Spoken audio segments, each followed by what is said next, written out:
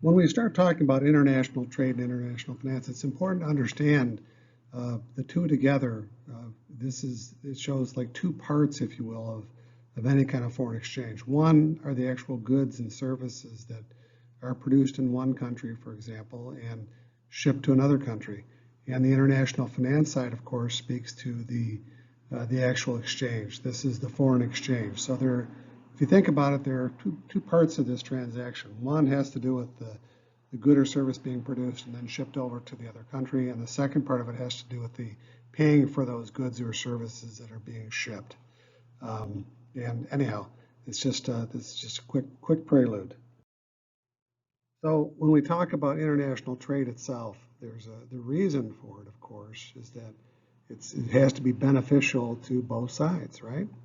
And the objective, again, in economics is to reduce scarcity. And this is another way of helping to reduce scarcity, to make that happen by sending, some goods to another country and then importing some goods from another country. And this idea, it leads to what's called a comparative advantage and the associated opportunity cost. So what I mean by that is when we speak of comparative advantage, that means that one country has a, relatively speaking, advantage over another country in terms of producing something more efficiently, cheaper, right? So focusing on that, when we talk about opportunity cost, is that you want to focus on, if you are the exporting country, you want to focus on the goods or services that you produce, and you can produce in quantity, large quantities, for example, and you can produce them relatively cheaper than the other country from whom you would be importing those goods or services. And this is in general. Also, so the flip side of that, of course, is that you would be importing. This speaks to that comparative advantage idea and the opportunity cost as well, importing those goods and services that might be more expensive to produce domestically. So again, both sides actually make out in this process. And again, the focus is on production, overproducing products that you have a lower opportunity cost in. So in this case, we're looking at a production possibility curve, and we can U.S., China. In this case, we're looking at China's production possibility curve. And what you'll notice is that China, so far as producing, pushing out to the solid line, they're producing lots and lots of goods, but the problem is that what happens to the goods that they're producing? They're not able to consume them. So what we're saying is that consumption or consumption and capital goods accumulation curve this is what's reflected here, is that it's actually pulled in because you don't have those goods and services that you produce within your country to consume domestically. So there's upside, downside. Downside to this is that, or the upside, of course, is that when you export, you're putting your productive resources to work. You're churning out products in your factories. But the downside is that you do not get to consume them yourself, right? So there is a downside to this. So the U.S. side of the equation, of course, we import more than we export. We call that a trade deficit. But the upside to that, again, as we pointed out with China, the downside was that you could not consume those goods and services that you're actually producing because you're exporting them to another country. In this case, we're looking at the U.S. importing those goods and services, which causes that consumption's possibility curve, or that consumption capital goods accumulation curve, to push back outward further than otherwise would be the case. So if a nation is operating with a trade deficit, the excess of imports over exports enables the sum of its consumption and non-consumption possibilities to exceed its production possibilities. So non-consumption possibilities, of course, are capital goods, okay? So again, back to the central theme of production possibility curve, production possibility frontier, production possibilities curve, production possibilities frontier. The idea is that you want your economy to grow, to expand. So in both cases, whether we're talking about the importing nation or the exporting nation, we have the ability to push our production possibility curve out. So for example, it's pretty straightforward with the Chinese. Producing more goods and services, they're able to push their economy outward, to grow their economy by producing more than they would be consuming internally. Likewise, or conversely, or in contrast to that, I guess I should say, is for the U.S., when we're importing more goods and services with our deficit, our trade deficit, the reality is that we can put some of our other productive resources that might be available to better use. So if we're importing consumer goods, that means we might be able to focus more on producing more capital goods, or vice versa, however you want to put it. So again, there are opportunities that arise on both sides of this, whether we're talking about having more exports and imports, or more imports and exports. So it can be beneficial for both sides, is the takeaway. Again, one last time, back to the central theme of this production possibility curve, or frontier. Growing the economy means pushing that production possibility curve outward.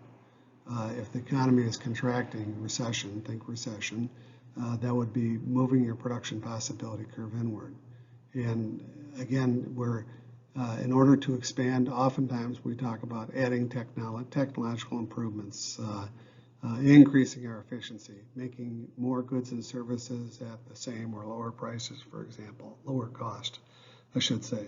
And that's a growing and expanding economy, as opposed to if you're not using all your productive resources to the best of their abilities, so to speak, then you would have a production possibility curve that pulls inward.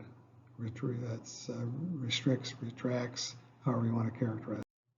So welcome once again to the world of economics, where there's as a cousin of mine once expressed, an economist can't speak unless they have two hands, because they always say on the one hand or on the other. If you tied their hands, they couldn't communicate.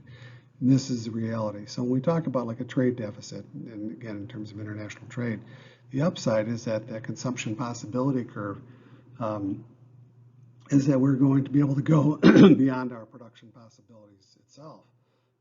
It's going to push us out beyond our production possibility curve, because we're able to use more either consumer goods or capital goods than otherwise would be the case, and we're able to push that production possibility curve out.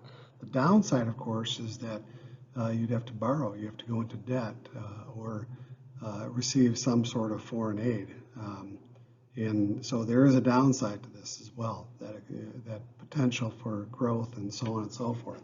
On the other hand, trade surplus, the downside is, again, with this consumption possibility curve, or consumption and or capital accumulation curve, it pulls us within that production possibility curve, because we do not get to consume the goods and services that we're actually producing. The upside is that we're able to invest in other countries, in terms of real business in portfolio financial claims, or in terms of real businesses, brick and mortar. You're able to expand beyond your borders, if you will, which is certainly the case with a lot of firms like from Japan, Germany, China for that matter as well, and the list goes on, of course, at any rate. So surplus consumption possibility curve, as it pulls you again within the production possibility. Remember that the conventional classification of productive resources, or the factors of production, are labor, land, physical capital, and entrepreneurship. When you produce and export that production, you cannot consume those goods. Keep that in mind so far as exports are concerned. We often forget that idea.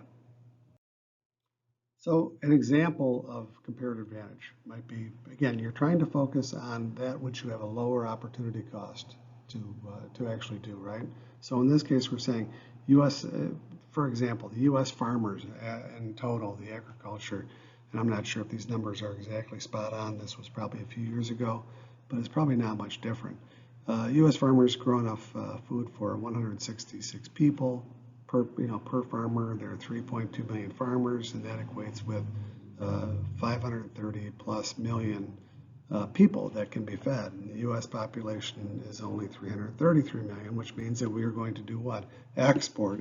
On a net basis, we would be exporting a great deal of the agricultural products. Just as an aside before I forget, at any rate, the comparative advantage in agriculture again provides the U.S. with the wherewithal to buy other items from abroad, where another country has a comparative advantage in something else, for example. And in Asia, might be manufactured goods, consumer goods, electronics, etc. So I wanted to mention something about feather bedding because this is something that I probably should have brought up in a previous discussion, but as long as it's on my mind right now. Feather bedding means, back to our production possibility curve, what's implied, or it's part of what, if you're on that production possibility curve, it means that you're using all of your productive resources to the maximum of their capabilities. The reality is that that is not always the case. You may have what's called feather bedding, where you might be using excess, you have excess labor. So rather than having 20 people working in an efficient operation, you might have what, 30, 40 people. So anyway, the inefficient use of labor reduces our ability to produce capital goods or consumer goods that might otherwise be produced. So it pulls you away from your production possibility curve. So finally, with that PPC idea, in macroeconomics, it focuses on achieving full employment, keeping us on the curve, using all of our productive resources to the maximum of their capabilities. In a microeconomic sense, it focuses movement along the curve to the point where it is most efficient. So we're talking about productive efficiency. And this, when we're talking microeconomics, where we're at on the curve, that's allocative efficiency. We're balancing our economic growth in terms of where we ought to be, the sweet spot so far as capital goods and consumer goods are concerned. You don't want to go overboard on either one, is the point. It's not saying you want to be right in the middle, but some rational point along that continuum between consumer goods and capital goods. So there are exceptions, of course, to this law of comparative advantage. Trade between large and small countries. Small countries cannot sufficiently specialize. So classic example is like the U.S. and many of the island nations in the Caribbean, like Jamaica, for example. You don't typically make items, or you tend to go along with whoever is in your neighborhood, the larger country in your neighborhood so you kind of bend to whatever their ways is or accommodate their ways. And that's kind of what happens in the Caribbean for sure. Second argument against comparative advantage would be the infant industry argument. And we're trying to protect or nurture those new industries to grow them. So if you want to grow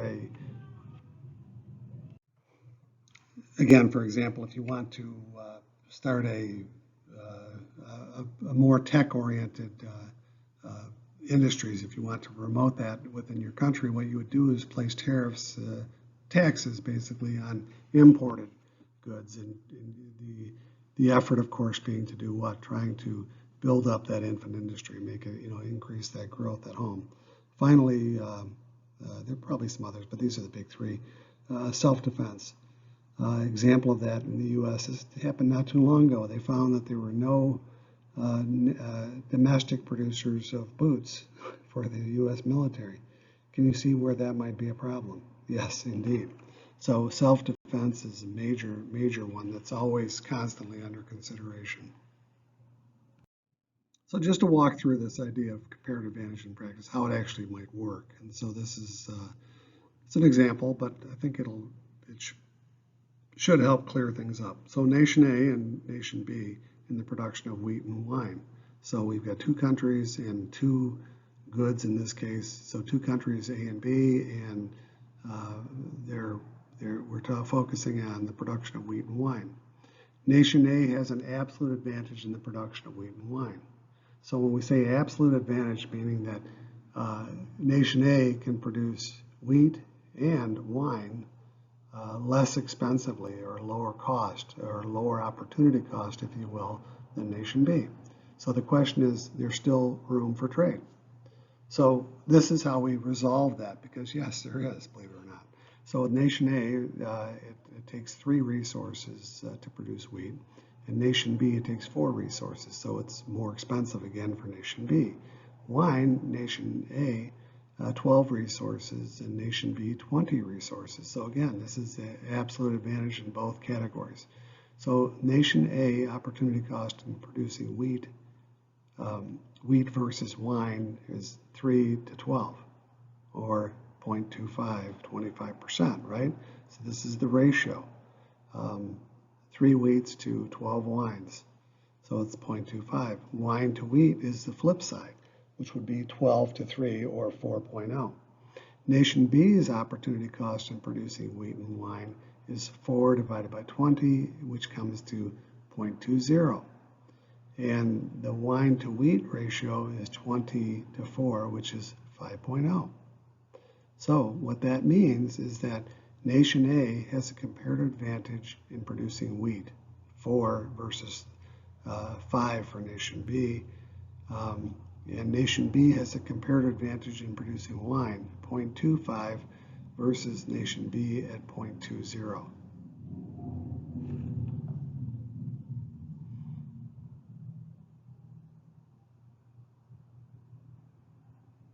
Therefore, for each unit of wheat A produces, it gives up 4 barrels of wine. For each unit of wheat B produces, it gives up 5 barrels of wine. Therefore, nation A should focus on overproducing wheat, while nation B should focus on overproducing wine. It's as straightforward as that. Again, this is the rationale behind that overproduction that we were talking about. Focus more on the resource, the productive resources, on your lower opportunity cost. So you're going to be focusing your production on, again, lower opportunity cost. Exporting consumer goods and import those goods which you have a higher opportunity cost comparative advantage on. Exporting country focuses on overproducing based on lower opportunity cost. But the kind of the takeaway from this, something to always keep in mind, that in order for there to be trade, then both nations have to gain from the exchange. This is why if you have countries that are pretty much the same, that may not be to either country's benefit to engage in trade in those particular goods or services. So at any rate, this is something to go back over again. It's just another presentation on the right in the production of wheat and wine. Country A, three resources, 1 barrel of wine, 12 resources, 1 bushel of wheat, etc. as you go through.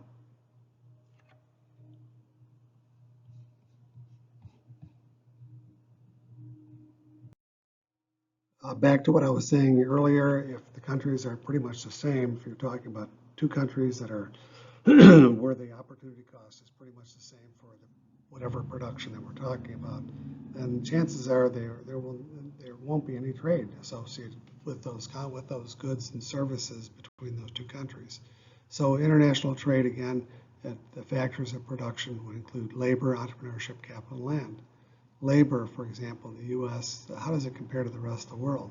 That factor price equalization.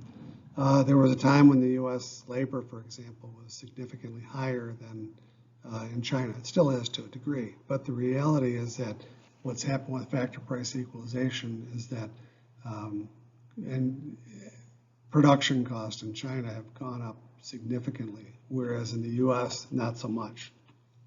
It's not to say they haven't gone up very much, but China would be catching up so far as their costs are concerned, and that's that factor price equalization. You know, such things as healthcare costs, labor cost, again, associated with China, their costs have gone up relative to ours, have gone up much more quickly, much more, period. So capital, we're talking, again, it's capital is that physical capital, ceteris paribus. Where should that capital, physical and financial capital flow, or for that matter, human capital? Remember, the capital should be flowing through to the country where the production is most efficient. So even though you might have labor costs low in a place like the Philippines, it doesn't mean that you wouldn't, and I've seen this happen in fact, where you have very low, very much highly automated, very little labor, and yet the factory was placed in the Philippines because the overall costs are that much lower. Efficiency, et cetera, was that much better. It's the same thing with human capital, where it flows in an international sense, right? Entrepreneurship follows along the same lines, of course. It's all part of this productive resource mix. So land, last thing, this is something that's kind of grown in importance. Think about like the I-75 corridor, which is the access to suppliers versus the cost of shipping from China for auto parts, for example. What has fracking done to the cost, the domestic cost in the U.S. for production versus producing the same good or service in a country like China where the energy cost might be significantly higher. So anyway, just all these things to consider. So it's all part and parcel of all these different productive resource mix, parts of this productive resource mix. We're not just focusing on one thing. It's all for labor, entrepreneurship, capital, and land. So trade barriers. Trade barriers and non-tariff, tariff and non-tariff trade barriers, especially barriers to imports, are imposed for two reasons. First is to benefit an existing industry such as steel or autos or agriculture. Most nations use tariffs for this purpose. Since imports reduce the aggregate demand of the economy, those favoring tariffs use the macroeconomic argument to support their case for such barriers to imports. Eliminating these barriers has been one of the biggest problems in making the European Union truly one market, because there were tariffs and trade barriers erected all across Europe, for example, in the past. Not so much now. Still some there's still some sketchy areas, but it's much less than it was. The second reason for tariffs on imports has to do with financing the government, especially the central government of less developed nations. The U.S. was like this. These nations do not have administrative infrastructure to enforce other types of taxes, collecting income taxes, for example. Import tariffs can be collected at the port, right? And other areas of entry for goods. Income and sales taxes are an example of other taxes that are much more difficult to collect. You have to have a sophisticated mechanism in place to collect and to enforce. So as usual, of course, the victim of such barriers is the unorganized consumer, meaning all of us are consumers, and we all bear the brunt of tariffs. It's not to say that they're not justified or not justified, but that is the reality, is that the consumer ends up paying for those trade barriers, tariffs, etc. The end result, of course, is the consumer surplus is actually reduced so that the producer surplus can be maintained or increased by those domestic firms, the ones that are benefiting from these tariffs, these trade barriers. The taxes collected by government are also out of the consumer surplus, because when it comes down to it, who ends up, those taxes, do they flow through to the consumer? No.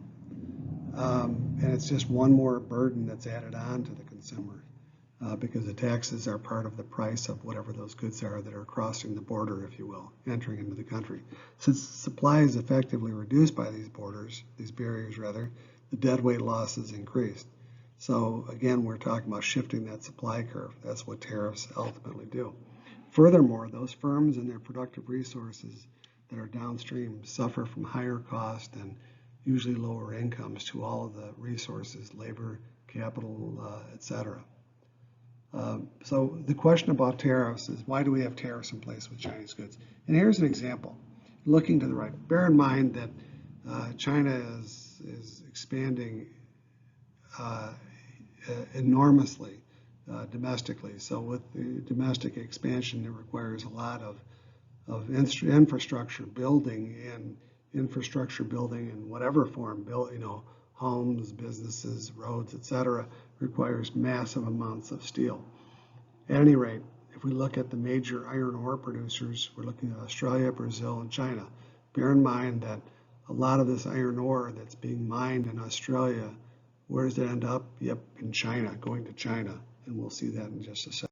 So what we notice, of course, is that China is just enormous. They're producing more steel than all the other countries combined. There's just an enormous amount. of the total production, world production of steel was 62% in 2019, and that has not changed since then. The takeaway was that China, in effect, was doing what? Cornering the market. So these tariffs that were placed on Chinese steel were to prevent the Chinese from acquiring even more market power. Okay, hopefully that kind of makes sense, because what happens is that if think about the typical oligopoly arrangement, if you are a competitor and you reduce prices and you have a China with 62% of the market, well, how does China react? It lowers prices even more. It dumps on the market. This is dumping. The term dumping comes into play. So these tariffs on the Chinese steel are, in my view, warranted and unfortunately necessary. There are other minerals and so on and so forth that China has also done an amazing job, unfortunately for the rest of the world, but they've kind of cornered the market, including like lithium for the lithium batteries, the I forget how to pronounce it, molybdenum. Anyways, there's a lot of production, for example, in Africa, but all of the mines are owned, run, operated by Chinese firms. So they're going about trying to corner the market on many, many things, not just steel. In this case, we're also talking about aluminum. So far as aluminum is concerned, the ore that is required is called bauxite. And here we are with Australia again, and then China coming right behind, and Guinea for that matter. All of this production of bauxite, where does it end up to be, for the actual smelting operations? Yep, you guessed it, in China. China had 55% of the world's production of aluminum in 2019. A lot of it's used domestically, but lots and lots of it ends up overseas in places like the U.S., etc. So other than when we talk about tariffs, there are other non-tariff barriers as well. An example of that would be quotas. Quotas are set up so they're restricting, if you will, how many imports or exports that a country can make, like going to the U.S., our imports. So what happened was during the oil crisis, let me just back this up. So we're talking specifically about the Japanese here. And it's not just the Japanese, but they're a good example. So what happened was that in the early 1970s, 1973, and later on in 1978, 1979, we had what were called it was termed the oil crisis, and the oil crises, I guess you'd say. And this was where OPEC, with Saudi Arabia being the lead dog, so to speak, restricting the supply of oil. And it caused unbelievable amount of disruptions in the world markets and so on and so forth. The rationale was, of course, they were opposed, they were not happy with the Israelis going to war with their neighbor, with the neighboring Arab states, right? Neighboring Arab states, I should say. So the Japanese were producing small cars, were producing more economically focused cars, that were much better fuel economy wise. So that was an immediate attraction when we had this major problem with the oil supplies due to the OPEC restriction in supplies of oil. So they stepped in and they did very, very well. They found, not only did they find them to be more economical, lower miles or higher miles per gallon, but they also turned out to be very, very well-built, well-engineered vehicles. Those would include Toyota, Honda, Datsun, and I'm sure there are some others at the time too. I just can't think of any more names. But what happened was that fearing that there were going to be some major tariffs or major restrictions on how many vehicles could be imported into the U.S., the Japanese jumped out in front and they had voluntary export restrictions in the 1970s and well into the 1980s. So what they opted to do was, well, we won't be exporting 2 million vehicles to the U.S. We'll cut that back to 1.5 million, and we'll restrict it to that level. So as a result of which, the Japanese, of course, you'd say they were shooting themselves in the foot, but it was going to happen anyway, so they stepped up and volunteered.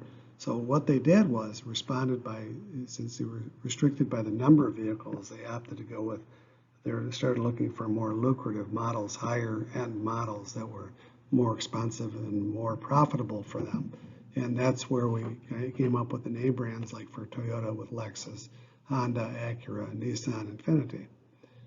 So they were shipping more higher end vehicles, more costly, more expensive vehicles. So a few questions here. How was it that Japan could sell for less? This is where we step off into international finance, but the idea was that the Japanese were able to produce a vehicle with better quality vehicle in terms of the engineering that went into the vehicle, et cetera, than could their U.S. counterparts. And a lot of that had to do with exchange rates, and we'll be getting into that as we kind of go forward. And anyway, onward. How are the Japanese able to embed that quality, that labor, engineering, entrepreneurship? Edward Deming was a management specialist that he tried to sell his ideas in the U.S. to General Motors. They said, "Yep, nice ideas, but don't need them." Japan Inc., as it's termed, bought into his concepts wholeheartedly. It was a different management approach, more, I guess, kind of a more humane management approach. It wasn't, treating people better. So far as and here's just an example. So in the annual review process, for example, you're given certain benchmarks and so on and so forth. So what marks that you've got to hit.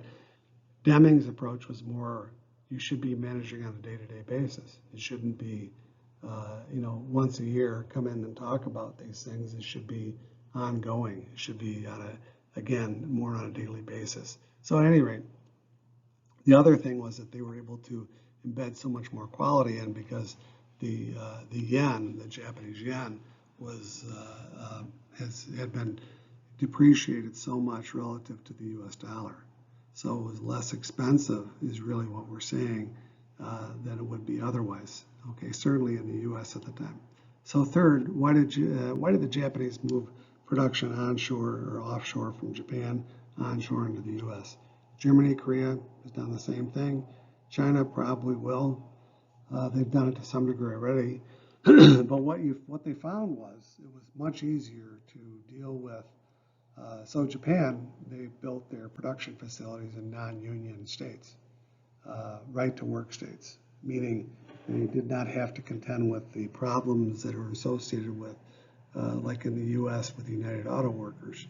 There was much more flexibility for the firms, and it turns out that they were very, very. They proved to be very efficient, and they proved to be quite successful in the U.S. In fact, when you look at the pay scales today for non-union auto workers, like with the Japanese, Germans, and Japanese, Germans in particular, and the Koreans as well, is that the pay scales are roughly the same. So it's not like they're getting less pay. It's the pay is actually probably better than on the union side because they're not paying union dues.